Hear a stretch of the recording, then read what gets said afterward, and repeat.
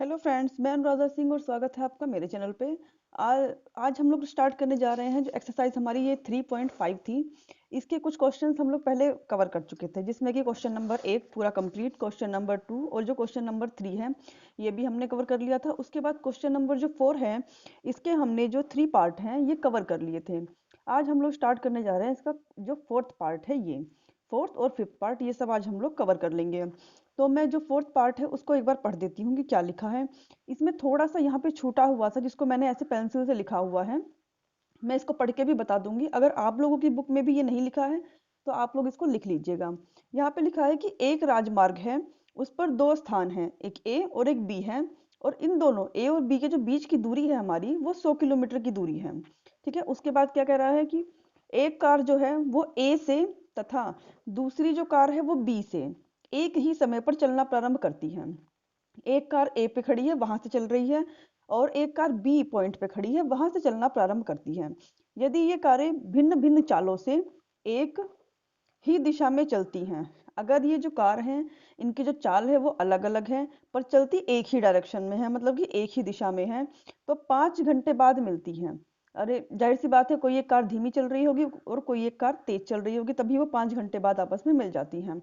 फिर उसके बाद है, यदि वे, यहाँ पे लिखा है, ये रहा, यदि वे एक दूसरे की ओर, यदि वे एक दूसरे की ओर चलती हैं तो 1 घंटे में मिल जाती हैं। ठीक है, उसके बाद हमें दोनों कारों की चाल ज्ञात करनी है। अगर वो दोनों विपरीत दिशाओं में चलती हैं, अलग चाल तो हमें, चाल तो इसकी अलग ही है, पर इसने कहा कि अगर डायरेक्शन भी भिन्न भिन्न चालों से एक ही दिशा में चलेंगी तो 5 घंटे में मिलेंगी, और अगर एक दूसरे की ओर चलेंगी तो फिर 1 घंटे में। अब मैं इसका थोड़ा सा डायग्राम बना के बता दे रही हूँ, तभी आप लोगों को समझ में आएगा कि इसमें क्या करना है हमें, क्योंकि ये सब चीज जो है बच्चे बहुत जल्दी समझ नहीं पाते हैं कि कैसे एक ही दिशा में चल रही हैं और कैसे अलग दिशा में चल रही हैं। तो मैं इसका थोड़ा सा डायग्राम बना के आप लोगों को समझाती हूँ। तो मैंने यहाँ पे एक छोटा सा डायग्राम बना लिया है, जो हमारे क्वेश्चन में कहा गया था, मैं उसको फिर से रिवाइज करते चलती हूँ। इन्होंने कहा था कि दो बिंदु ए और बी हैं और उनके बीच की दूरी 100 किलोमीटर है। तो हमने ये दो बिंदु जो हमारे ए और बी मान लिए हैं और इनके बीच की दूरी कितनी मान ली है, 100 किलोमीटर। एक कार यहाँ बिंदु ए पे खड़ी है और एक कार यहाँ बिंदु बी पे खड़ी है। उसके बाद मैंने कहा कि दोनों एक ही दिशा में चलती है, मतलब कि अगर ये इधर साइड में चलती है तो ये भी इधर ही साइड में चल रही है।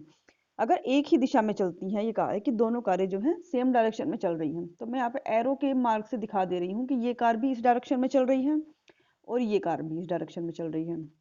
जब भी इस टाइप के हम लोग सवाल लगाते हैं कि दो रेलगाड़ी हैं या दो कार हैं या दो इस तरह कोई भी वाहन है, वो एक ही डायरेक्शन में चल रहे हैं या एक दूसरे के विपरीत डायरेक्शन में चल रहे हैं, जब इस तरह की बातें आती हैं तो हमें इनके सापेक्ष वेग निकालना होता है।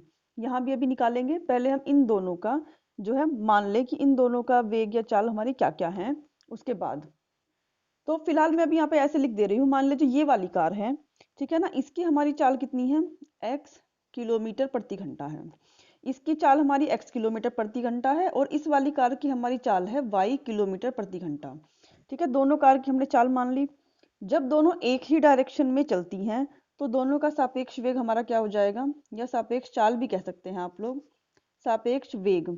सापेक्ष वेग हो जाएगा x माइनस के y, दोनों आपस में घट जाएंगे किलोमीटर प्रति घंटा। इसको मैं एक बार यहाँ पे छोटा सा डायग्राम बना के बता रही हूँ, क्योंकि सिर्फ एक ही क्वेश्चन नहीं होता, थोड़े से चेंज भी हो जाते हैं क्वेश्चंस में, तो आप लोगों को पूरा अच्छे से पता होना चाहिए कि क्या चल रहा है सवाल में। अगर दो वस्तु हैं, व्यक्ति हैं या कारें हैं, इस तरीके से अगर दोनों एक ही डायरेक्शन में चल रही हैं, ये भी इधर डायरेक्शन में और ये भी इधर वाली डायरेक्शन में, इसकी चाल हमारी x है और इसकी y है, तो हम सापेक्ष चाल क्या लिखेंगे, तो हमारी जो सापेक्ष चाल है वो हो जाएगी x माइनस के y। ठीक है ना, ये हो गई x माइनस वाई। फिर अगर एक कार हमारी इस डायरेक्शन में चल रही है और दूसरी कार जो हमारी है वो इधर इसी की तरफ आ रही है, ठीक है, तो हमारी सापेक्ष चाल क्या होगी, तो हमारी सापेक्ष चाल होगी, सापेक्ष चाल हो जाएगी x प्लस के y। इसकी अगर x होगी और इसकी y होगी, ठीक है ना, ये हो गया हमारा। अब इसके बाद क्या होता है, एक और कंडीशन इसमें बन सकती है कि ये इधर जा रही है और ये इधर जा रही है, ठीक है ना, तो हमारी सापेक्ष चाल क्या होगी, ये भी x प्लस वाई किलोमीटर प्रति घंटा ये होगी। तो इन्हीं का हमें यूज करना है, इन दोनों का मेन हमें यूज करना है इस सवाल में। तो ये तो हो गया जब दोनों कारें सेम डायरेक्शन में, मतलब दोनों इधर जा रही हैं, इधर राइट साइड में जा रही हैं। तो ये हो गया हमारा। यहाँ पे हमें बुक में क्या दिया गया कि इस तरह जब चलती हैं तो दोनों 5 घंटे बाद मिलती हैं। तो समय यहाँ कितना हो गया, 5 घंटे। ठीक है ना, ये हो गया। उसके बाद हम क्या करते हैं, दूसरी कार के लिए भी ऐसे ही, जो दूसरा जो कंडीशन दी गई है उसके लिए भी ऐसे लिख लेते हैं। आप लोग बुक्स में पढ़ सकते हैं, मेरे पास यहाँ बुक है तो मैं इसमें से इसको देख ले रही हूँ। अब इसने कहा है कि जब, कहा गया, यदि वे, यहाँ पे लिखा है यदि वे एक दूसरे की ओर चलती हैं तो 1 घंटे में ही मिल जाती हैं। अगर एक दूसरे की ओर चलती हैं तो मैं फिर से यहाँ दो कार इस तरह बना दे रही हूँ। मेरी ड्राइंग बहुत खराब है तो इधर ये कार इस डायरेक्शन में चल रही है और दूसरी जो गाड़ी है ये रही, ये भी इस डायरेक्शन में, मतलब अब एक दूसरे की ओर चल रही हैं। ठीक है ना, इस तरीके से। तो अब सापेक्ष वेग क्या होगा हमारा, अब हमारा जो सापेक्ष वेग है वो हो जाएगा x प्लस वाई किलोमीटर प्रति घंटा। किलोमीटर प्रति घंटा, क्योंकि इस कार की चाल है x और इसकी y, कार तो सेम है ना, खाली डायरेक्शन ही तो चेंज हो रही है इनकी, तो इनकी चाल भी हम लोग सेम रखेंगे। उसके इतना हो गया दोनों कारों के लिए। इन दोनों के बीच की दूरी भी कितनी है, दूरी है 100 किलोमीटर। और समय कितना लग रहा है इन्हें, समय इन्हें लग रहा है 1 घंटा। 1 घंटे बाद ये आपस में मिल जा रही हैं। ठीक है, इतना हमारा हो गया सवाल। अब इसके बाद हम क्या कर रहे हैं कि अगर दो वस्तुएं या दो कार हैं, अगर एक ही दिशा में चल रही हैं तो उनका सापेक्ष वेग हमें जरूर निकालना है। सापेक्ष वेग के बाद ही हमारा सवाल सॉल्व हो पाएगा। अब हम क्या करते हैं, हम जानते हैं सूत्र।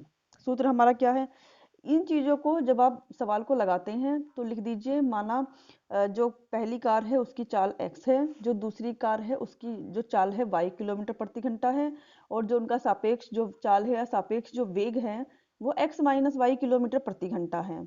दोनों मिलती कितने समय बाद है, 5 घंटे बाद मिलती है। क्योंकि ये जो क्वेश्चन है ये बड़े क्वेश्चन में आएगा, इंपॉर्टेंट क्वेश्चन है काफी, तो आप लोगों को इस तरह से वहां एग्जाम में लिख देना है। तो हमारा समय क्या हो गया यहाँ पे, 1 घंटा इसके लिए। अब एक सूत्र है, ये सब लोग जानते हैं कि समय बराबर क्या होता है, समय बराबर होता है दूरी बटे चाल। यहाँ से हम किसके लिए, हमें तो यहाँ से हम क्या करेंगे, दूरी निकाल लेंगे। दूरी बराबर क्या हो गई हमारी, चाल गुणे समय, ये हो गया। तो सबसे पहले हम पहली कंडीशन के लिए निकाल रहे हैं। ठीक है ना, दूरी तो हमारी कितनी है, दूरी दोनों कंडीशन में 100 किलोमीटर ही रहेगी। यहाँ भी 100 किलोमीटर है, और जब दोनों कार एक दूसरे की ओर चलती हैं तब भी दूरी तो सेम रहेगी, भले कोई जल्दी मिल जाएगा कोई बाद में मिलेगा किसी टाइम में। तो यहाँ पे दूरी हमारी 100 किलोमीटर ही रहेगी। अब यहाँ पे चाल कितनी है इसकी बात हो रही है, यहाँ पे चाल हमारी है x माइनस वाई किलोमीटर प्रति घंटा। तो मैं यहाँ पर x माइनस वाई लिख रही हूँ। और समय, समय जब हम ये ले रहे हैं पूरा तो समय भी तो हम इसी का लेंगे कि यहाँ 5 घंटे बाद मिलती हैं दोनों कारें। यहाँ कितना हो गया, 5 हो गया। ठीक, ये हमारा हो गया। अब हम क्या करेंगे, थोड़ा सा सिंप्लीफाई करके इसको इक्वेशन बना लेंगे, क्योंकि जब दो इक्वेशन बनेंगी हमारी तभी हम उनको सोल्व करके x और y की वैल्यू निकालेंगे, और तभी x और y की वैल्यू जब आ जाएंगी तभी ये हमारा x हो जाएगा कार a की और ये y की चाल हो जाएगी।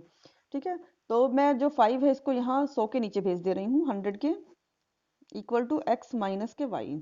तो x माइनस वाई हमारा कितना हो गया, जब 5 से इसको डिवाइड करेंगे 20, x minus y equal to 20, ये हमारी पहली इक्वेशन हो गई। फिर प्रश्न से, क्वेश्चन के अकॉर्डिंग फिर से क्या दिया गया है कि अब की बार दूरी सेम है। मैं यही वाला फॉर्मूला फिर से अप्लाई कर रही हूँ, दूरी अब की बार है 100। ठीक है ना, और बराबर दूरी हमारी अब की बार भी 100 है।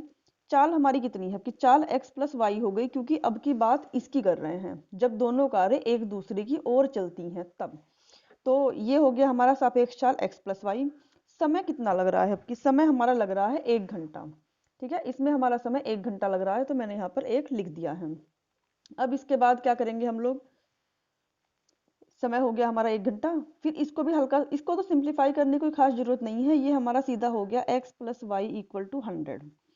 ये हमारी इक्वेशन नंबर 2 है। मैं पहली इक्वेशन को भी इसके नीचे लिखकर विलोपन विधि से ही सोल्व कर दे रही हूँ। तो पहली इक्वेशन हमारी क्या थी, x minus y equal to 20। यहाँ पे क्या लिखूंगी, जोड़ने पर, क्योंकि जोड़ने से सीधा हमारे y कट जा रहे हैं, लिख दे रही हूँ मैं यहाँ पर जोड़ने पर। y से y कैंसिल हो गया, x और x हमारा कितना हो गया 2x, बराबर यहाँ 120 दोनों को जोड़ने पर। x बराबर कितना हो गया 120 अपॉन 2 हो गया 60, तो x बराबर हमारा हो गया 60। ये हमारी x की वैल्यू आई, मतलब कि जो ये वाली कार थी इसकी चाल है 60 किलोमीटर प्रति घंटा। अब हमें दूसरी वाली की निकालनी है, तो हम क्या करेंगे, जो x का जो मान है इसको किसी भी समीकरण में रख लीजिए। मैं यहाँ समीकरण 1 में रख ले रही हूँ, ठीक है। तो यहाँ पे लिख देना समीकरण 1 में, यही लगा दे रही हूँ मैं इस सवाल को। समीकरण 1 में x का मान रखने पर, समीकरण 1 में x का मान रखने पर, समीकरण 1 हमारी ये है x plus y equal to 100। मैं x की वैल्यू रख रही हूँ यहाँ 60 प्लस वाई इक्वल टू 100, और y इक्वल टू हो गया 100 माइनस के 60, और y बराबर कितना आ गया 40। तो ये हमारा x और y दोनों की जो है वैल्यू आ गई, मतलब कि जो कार A है उसकी चाल x बराबर 60 किलोमीटर प्रति घंटा है, और जो दूसरी वाली कार है उसकी चाल हमारी कितनी है, y बराबर 40 किलोमीटर प्रति घंटा। तो ये जो हमारा क्वेश्चन है ये सॉल्व हो गया है। ये हमारा था क्वेश्चन नंबर जो 4 है, उसका पार्ट नंबर 4। अब हम लोग लगाने जा रहे हैं इसका पार्ट नंबर 5। ये भी मोस्ट इंपोर्टेंट है और बड़े क्वेश्चन के लिए इंपोर्टेंट है, ठीक है। तो इसको भी बहुत ध्यान से समझिएगा। तो चलिए हम लोग इसका जो पार्ट नंबर 5 है इसको पढ़ लेते हैं। इसमें क्या दिया गया है कि एक आयत का क्षेत्रफल 9 वर्ग इकाई कम हो जाता है यदि उसकी लंबाई 5 इकाई कम कर दी जाए और चौड़ाई 3 इकाई बढ़ा दी जाए। मतलब कि जो क्षेत्रफल है वो 9 वर्ग इकाई तब कम होगा जब हम उसकी जो पहले लंबाई थी ना उसे 5 कम कर देंगे और चौड़ाई को 3 ज़्यादा कर देंगे, तब ये होगा। फिर उसके बाद कहा है कि यदि हम लंबाई को 3 इकाई और चौड़ाई को 2 इकाई बढ़ा दें। अब की बार लंबाई को 3 इकाई बढ़ा दिया और चौड़ाई को 2 इकाई बढ़ा दिया, तो क्षेत्रफल जो है वो 67 वर्ग इकाई बढ़ जाता है। अब हमें आयत की विमाएं ज्ञात करनी है। विमाएं का मतलब होता है कि लंबाई और चौड़ाई, मतलब जो भी उसमें होता है, लंबाई चौड़ाई ऊंचाई, अगर ये तीनों है तो विमाएं, ये इन्हें विमाएं कहेंगे। पर आयत में सिर्फ लंबाई और चौड़ाई होती है, तो यहाँ पर हमें विमाएं मतलब कि इसकी लंबाई और चौड़ाई ज्ञात करनी है। तो चलिए स्टार्ट करते हैं ये वाला क्वेश्चन हम लोग। मान लिया हमने कि जो आयत है उसकी लंबाई x है और चौड़ाई y है। पहले हम ये मान लेते हैं, तो मैं यहाँ पे लिख दे रही हूँ कि माना आयत की लंबाई जो है वो बराबर x है और चौड़ाई बराबर कितनी है, y है। यहाँ पे ये लिख देंगे आयत की चौड़ाई बराबर y है। अगर लंबाई x है और चौड़ाई y है तो क्षेत्रफल फिर कितना है, क्षेत्रफल बराबर है एक्स वाई, ठीक है ना। ये तब है जब हम वैसे ही मान ले रहे हैं फिलहाल कि लंबाई चौड़ाई है, लंबाई एक्स है चौड़ाई वाई है, इसके अकॉर्डिंग हमारा क्षेत्रफल एक्स वाई बनता है। पर फिर ये कह रहे हैं कि यदि हम, मैं आपसे फिर से पढ़ दे रही हूँ कि यदि हम उसकी लंबाई को 5 इकाई कम कर दें और चौड़ाई 3 इकाई बढ़ा दें, तो अब हमारी नई लंबाई कितनी हो गई। इन्होंने कहा है कि जो हमारी लंबाई है उसको 5 इकाई कम कर दिया जाता है और 3 इकाई, लंबाई को 5 इकाई कम कर दिया जाता है और जो चौड़ाई है उसको 3 इकाई बढ़ा दिया जाता है। तो चलिए हम लोग लिख लेते हैं कि नई लंबाई बराबर, लंबाई हमारी पहले x थी तो उसको 5 इकाई कम कर दिया गया है, x माइनस हो गया हमारा 5। और अब हमारी नई चौड़ाई कितनी हो गई, नई चौड़ाई हमारी हो गई है y प्लस के 3। ये हो गया हमारा। तो इसके बाद हमें क्या कहा गया है कि जो, पढ़ लेते हैं, आयत का क्षेत्रफल 9 वर्ग इकाई कम हो जाता है, ठीक है। जो क्षेत्रफल है वो 9 वर्ग इकाई कम हो जाएगा। तो चलिए जो पहला क्षेत्रफल था, नया क्षेत्रफल निकाल लेते हैं पहले। नया क्षेत्रफल लंबाई और गुणे चौड़ाई, ये हमारा नया क्षेत्रफल आ गया है। इसके बाद क्या करेंगे, प्रश्न से क्षेत्रफल 9 इकाई कम हो गया है, तो ये तो हमारा नया क्षेत्रफल है। मैं यहाँ पे लिख दे रही हूँ एक बार कि नया क्षेत्रफल